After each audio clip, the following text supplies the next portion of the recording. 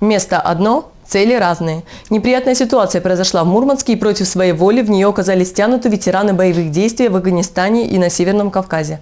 15 сентября возле мемориала жертвам интервенции они дали старт автопробегу, посвященному памяти павших товарищей. Все мероприятия фестиваля солдатской песни были подготовлены и согласованы заранее.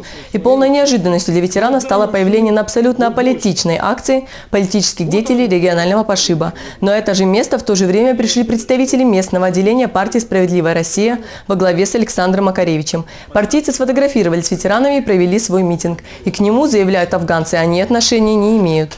В политику общественной организации ветеранов никогда не вмешивались и впредь вмешиваться не будут.